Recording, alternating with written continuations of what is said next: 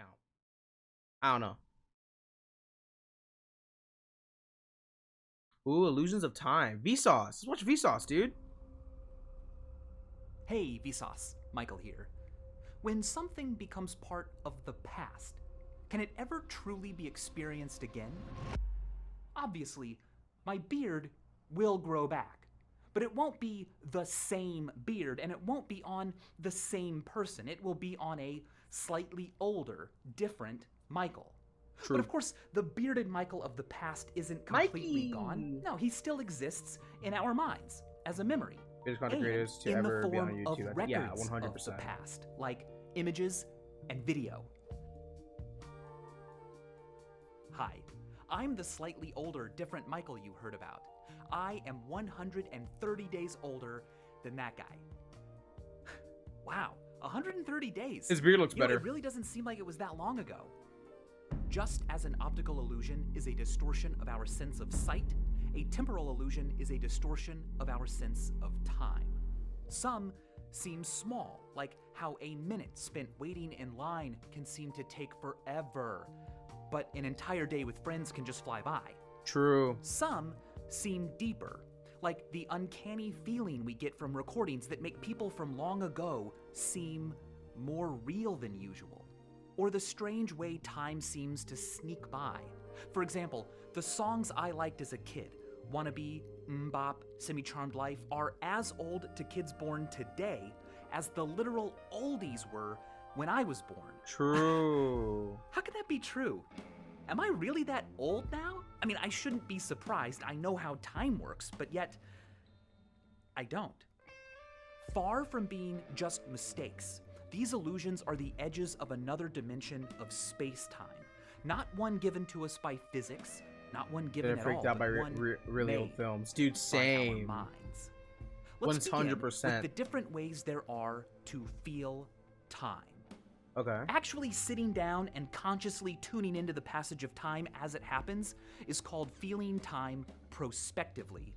You can't do that to time that's already happened, except you can.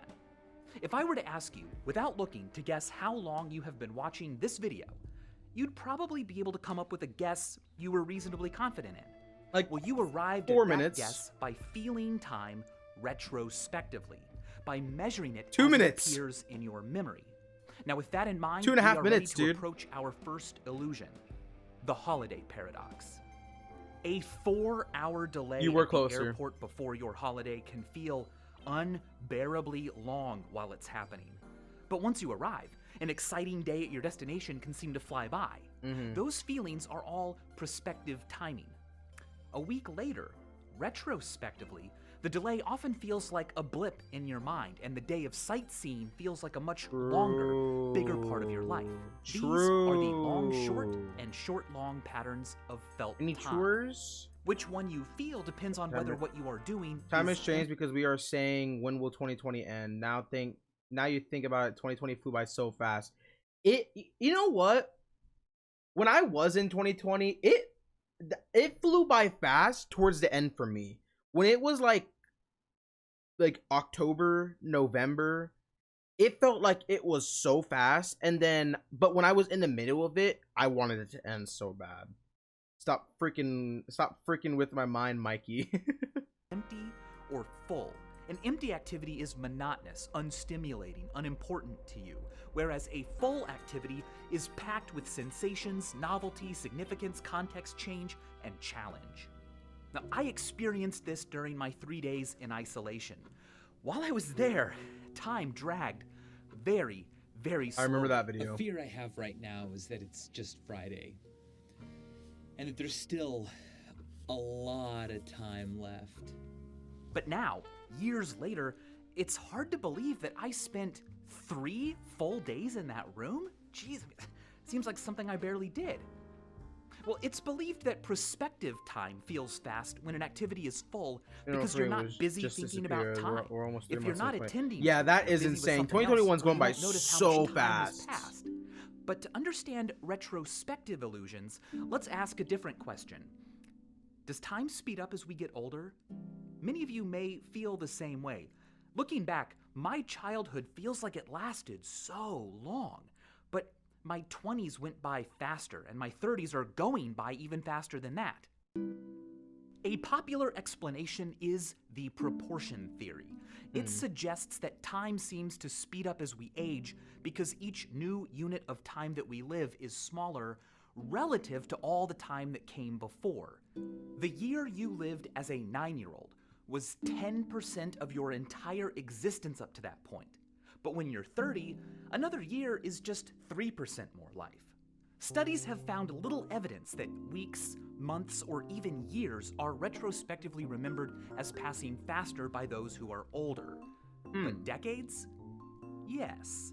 And while it's true that the older we get, the faster we tend to think the last 10 years went by, that only appears to be the case until about the age of 50. After that, the speed of decades appears to plateau. Yeah. A leading explanation is that how long a duration feels depends on how many things in it can be recalled. In my normal life, lots of different things happen every 3 days. But during the 3 days I was in isolation, so little happened that I have few distinct memories from it. My mind sees that emptiness and perceives that it was brief. True. So, perhaps a decline in new experiences and rapid novelty as we age means fewer events our brains decide to commit to memory. So then, looking back, because there are fewer distinct memories from more recent decades, we assume they were shorter. Reflecting on all of this, it's striking just how many moments are forgettable. John Koenig, the author of the Dictionary of Obscure Sorrows, calls the awareness of how few days are memorable Olika. Over time, our specific daily perceptions of what happened conglomerate into generalized ideas about how things were. Themes, moods, the big picture. What was perceptual becomes conceptual. And concepts are good. They lower cognitive load by wringing out details, leaving us with the broader, lighter gist. But they can also obscure reality, which brings us to our second distortion, chronological illusions. The world of our experience is not made of distinct entities. It's a continuity of fuzzy, overlapping blobs, and we impose concepts on it. Yeah. For example, maybe another time though. Is a hot dog a sandwich? Is cereal soup? How many holes does a straw have? I watched that. Those aren't questions about reality. They're questions about words we made up. Periodization is the chopping up of time into contrived pieces like the Stone Age, the Renaissance, the 80s, the 90s. But here's the thing. When did the 80s or 90s really happen? I mean, mathematically, they refer to years that have 8s or 9s in the tens place. But conceptually? Well, it's not like on January 1st, 1980, people woke up and were like, whoa, whoa, whoa, guys, it's the 80s, quick, everyone, change your clothes. Concepts say too much and too little. Facts that expose their imperfections are perennial favorites on social media. I made an entire video about them, in fact.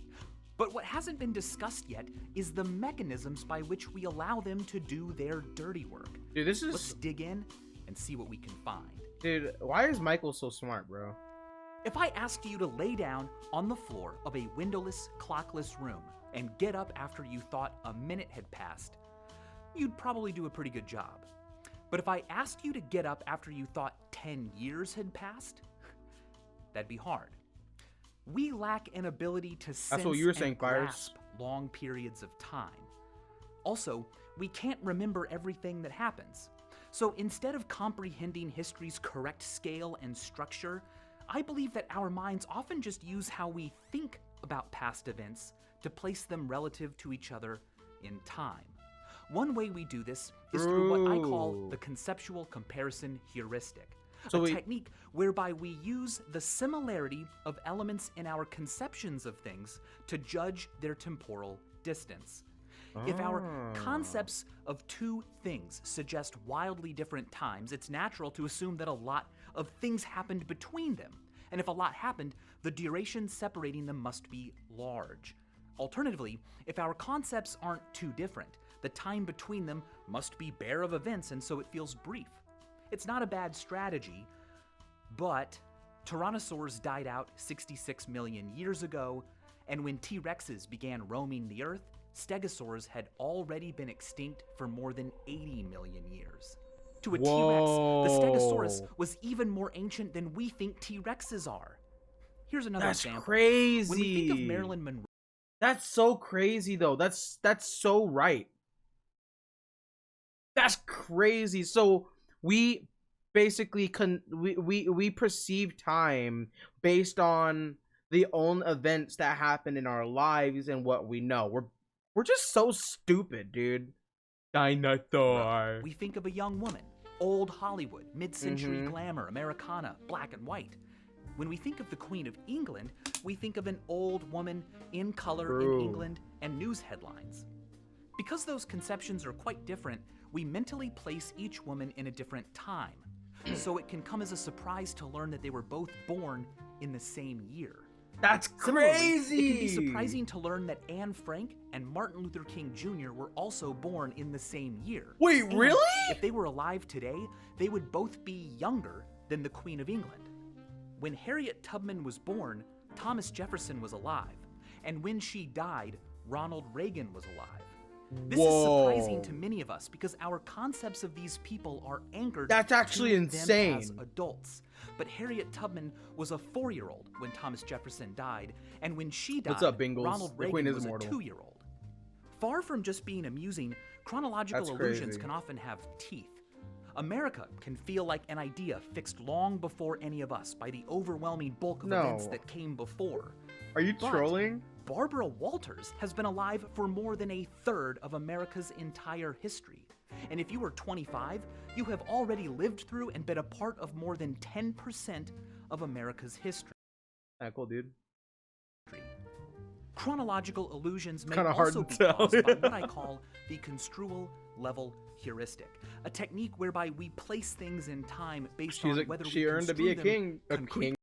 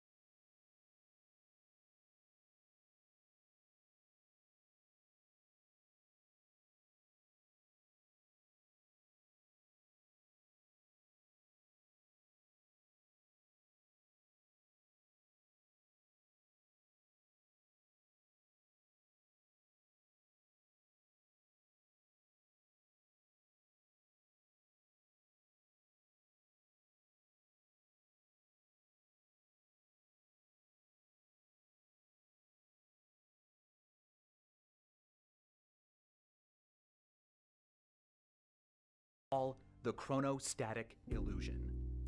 Tim Urban pointed out that it is now the case that Jurassic Park, Forrest Gump, The Lion King were all released closer to the moon landing than today. As a person who remembers The Lion King being brand new, and remembers feeling at that time that the moon landing was old, this is all very weird. The Lion King seems so much more recent than the moon landing ever did to me.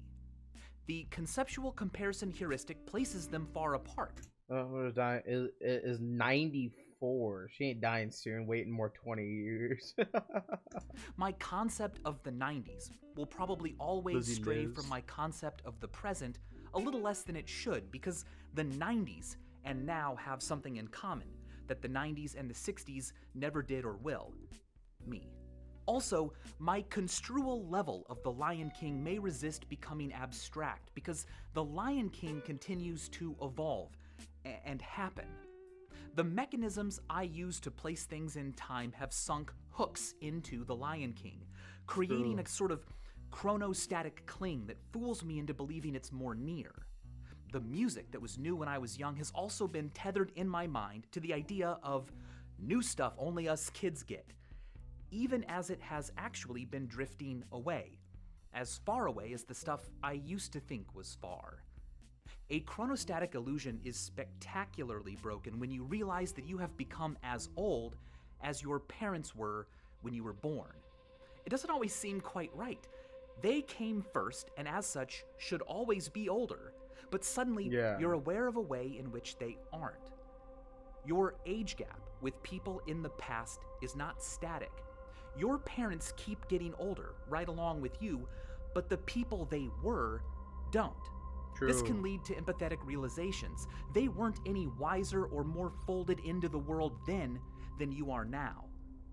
Considering the temporal perspectives of other people leads us to a fourth distortion, the chronocentric illusion.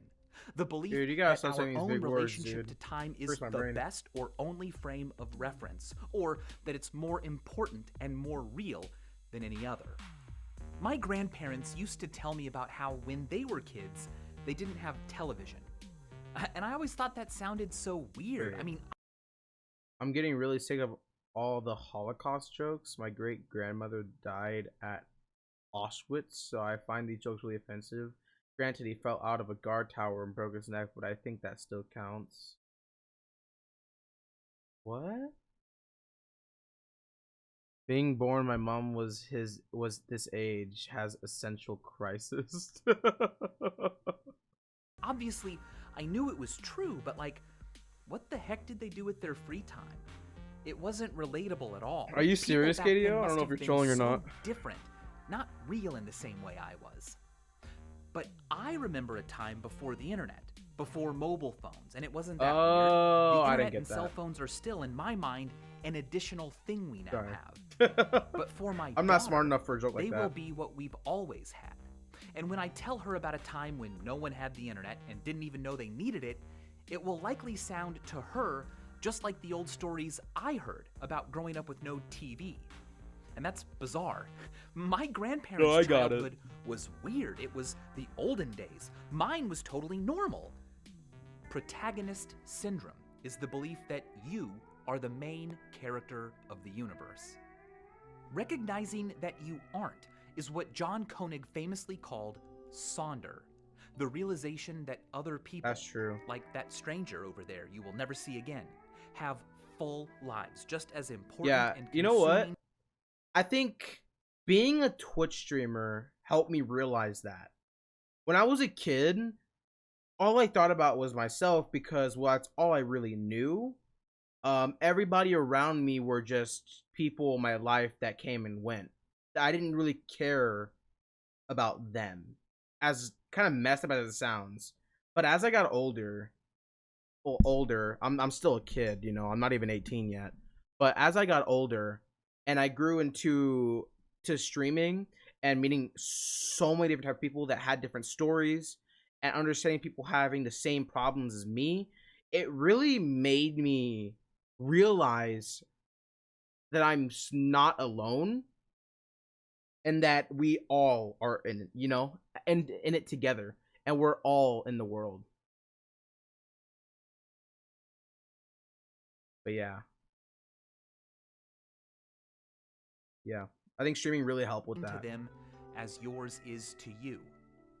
I'd like to add to protagonist syndrome the concept of ab ovo syndrome. Ab ovo means from the egg, from the very beginning. In literature, it describes a story that begins at the start. Now I feel like ovo, as opposed I'm not alone to at all. in the middle, in medias res. Ab ovo syndrome is the belief that the movie of the universe began when you began, that the times of your life are the plot and contain the climax, and that everything before you was just backstory. Everything after, I didn't mean to open it up like merely that. Sequels. When you realize that that's Well, not look.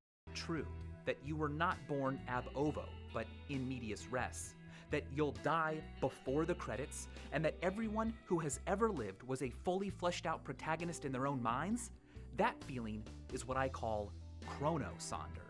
Sonder not just for people over there, but for people over then. The race series is so the good. chronocentric illusion isn't always easy. It doesn't help that people from the past are finished. Unlike us who still have choices to make, they tell the same story over and over again. They're also True. separated by barriers made of their own evidence. The world wasn't actually black and white in the past, and it didn't suddenly become vertical in the present. Obviously, we all know that. But the arbitrary technical properties of a time's recording media can influence our perception of the past nonetheless.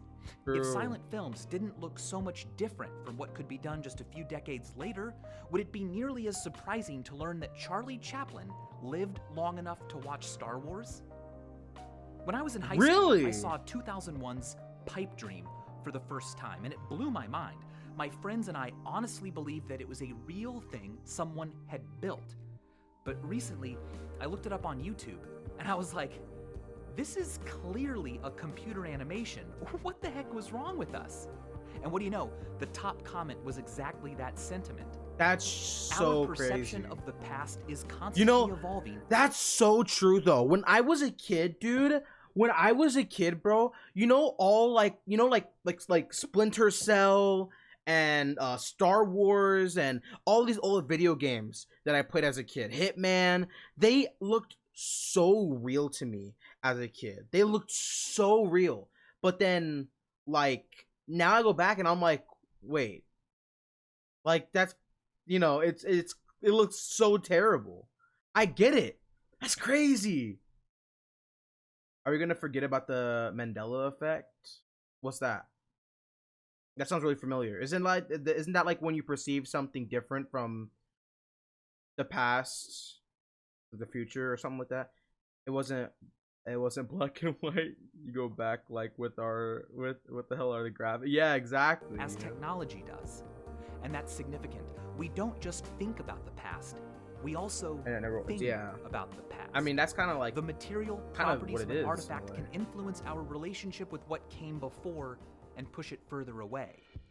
Faded yellowy color, sepia, SD pixelated video. Technological features can make the past seem like it was never as real as the present. But some kinds of evidence collapse that chronocentric divide. One way they can do it right now is by being demotic, ordinary, personal, candid. Such recordings are much more similar to the media we exchange with each other right now in the present. This footage of people goofing around in a 7-Eleven in 1987 has more than 6 million views, not just because of nostalgia, but because it's like visiting past people in their natural habitat at a time zoo. This isn't some pageant with timeless ambitions. It's a view out the window of a time machine they don't know is there. Another way evidence Logan can Paul, corrode chronocentric illusions is by in the making 80s. a convention more normal than we expect. People in old photos look like serious robots because back then you had to stay in the same pose for a long time to get a picture taken. Oh yeah, But because you had to also, draw. a long-standing trope in the world of images up to that point was that smiling or looking goofy wasn't a sign of happiness, but of drunkenness or stupidity. But every so often, this image pops up online, and people vehemently debate whether it's actually old or not. Sure, it's black and white, but the expression seems too normal to really be on a person from the past.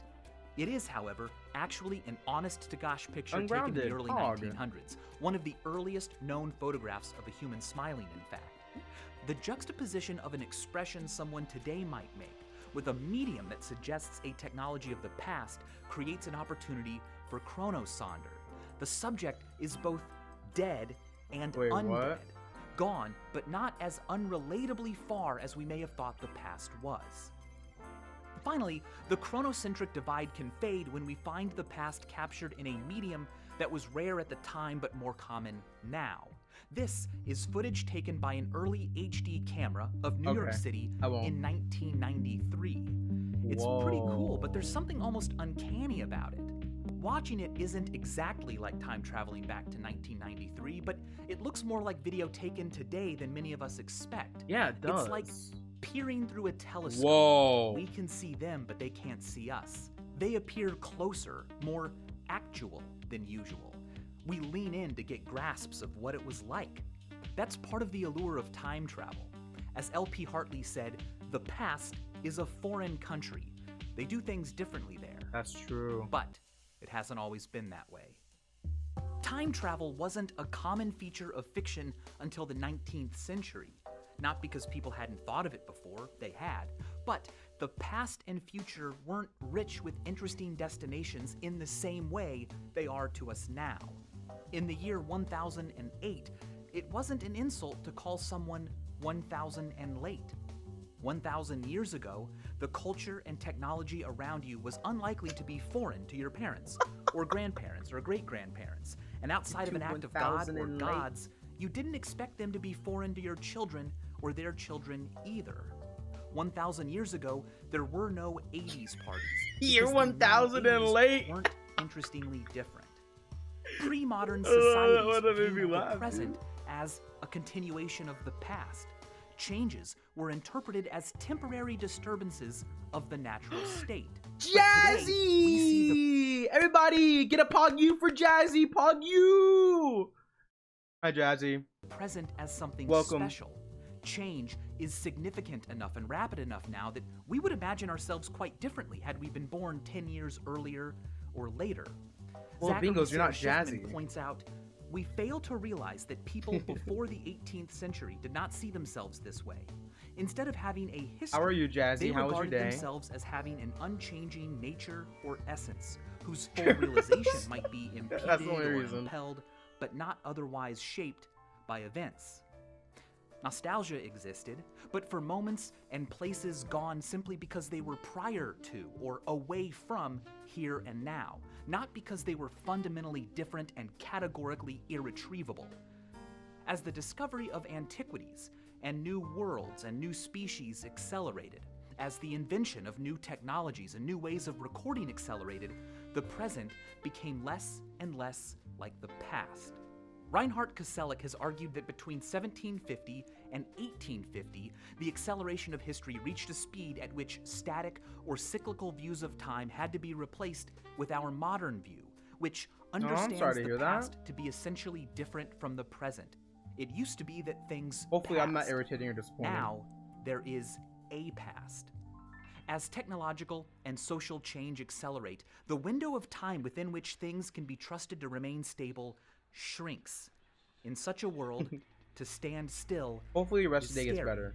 Hartmut Rosa observed, Yeah, you gonna the be pre-modern streaming tonight? experience of being excluded is replaced in modernity by the constantly present, fear-inducing possibility of becoming excluded, in the sense of getting left behind. I'm disappointing. Things change What you faster gonna be playing? and faster, and we keep keeping up Ooh. because we are afraid to die. Oh. Whoever lives twice as fast can realize twice as many worldly possibilities, and thus, as it were, live two lives in the span of one. What are you doing? Whoever becomes infinitely fast no longer needs to fear death, the annihilator of options. Acceleration becomes a secular substitute for eternity. To achieve this salvation, we try to make things faster and easier to save time. But one of the greatest hoodwinks we ever pulled on ourselves was not noticing that the things we do to save time leave us with less of it and more alone in it.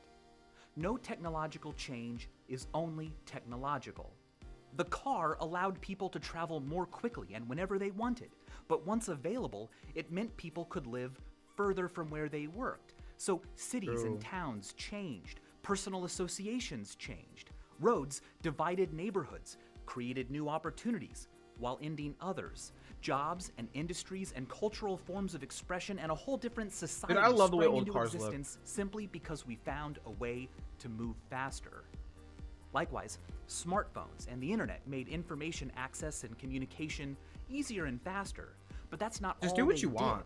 Just Along have a good with them time. came I think you new deserve it social today, you know? conventions, new communities, new levels of exposure to ideas and conflict, a new understanding of what it meant to be available.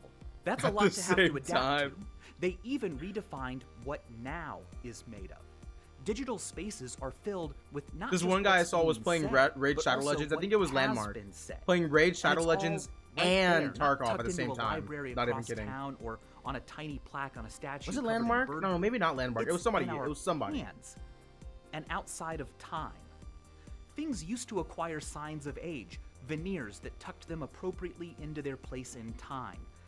Now, they're automatically updated to always look like now. Digital spaces are so packed with timeless messages between bygone people that we don't even ask, "Is anyone here?" anymore. Instead, we ask, "Is anyone now?" In order to adapt to all of this, we have to consume information in an increasingly dehumanized, decontextualized, and desensualized way. Each next bit is often unrelated to the last. Our participation is not acknowledged or assumed, and it's all fed to us by machines we don't know and didn't build that only put it in our eyes and ears.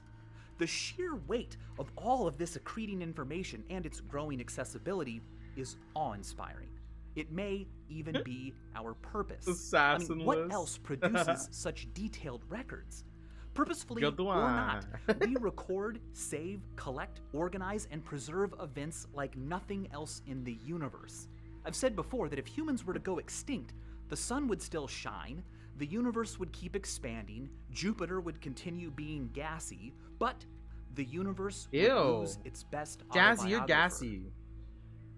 But the technologies of this project have yet to address our bodies. Enter the TV paradox. Leave Jupiter alone. Remember the short-long and long-short patterns of time? Well, a new pattern has been emerging and growing in frequency. Jazzy. Short. It was first observed why in didn't I people come up watching with that TV one, alone. dude? They reported That was feeling too like time flew by easy. quickly. Oh, wow, have I really been watching for 4 hours? But later, they didn't remember their TV session as a major moment of significant import or duration.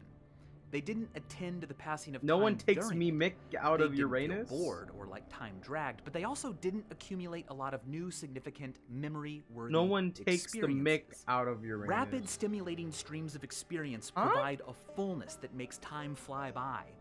But fractured, desensualized, one-way experiences feel unconnected to ourselves and our larger Okay, that must life be a British. histories. Yeah, okay, yeah, it's Retrospectively, British. they don't fill up a lot of space. They burn our I'm too time American, on both man. ends. It feels shorter during and after. Interestingly, short has not been found when people engage with content they have connections with. For example, F you, things they own Uranus. Uranus memorabilia sucks. of, made friendships through, attended Uranus conventions stinks. about. So the pace of life may be taking your life from you, but standing could give you your life back. In the future, we will surely find other ways to overcome the negative side effects of the faster experiences we crave. The development of digital media that engage the other senses, more linked as they are with long-term memory, or that build contexts for us could help. So could surgical solutions, like removing the parts of the brain that make us not like doom scrolling. Probably first, any anxieties will be recognized as a condition treatable with medication. Now, this is all to say that we live in a transitional period. The conquest of space made the world smaller, and now the conquest of time has made our lives smaller. We live after the conquering of time, but before its resurrection. In the meantime, make some time for time to control you. Be bored, miss out, fall behind, feel time passing. Lose track of time while experiencing only what your body can alone. You might not have the time of your life, but you'll have more time of your life. Whoa. I'll see you next time. And as always, thanks for watching. That's crazy to think about. Yo, everyone clap in the chat. Come on. Claps for Vsauce, Mr. Mike.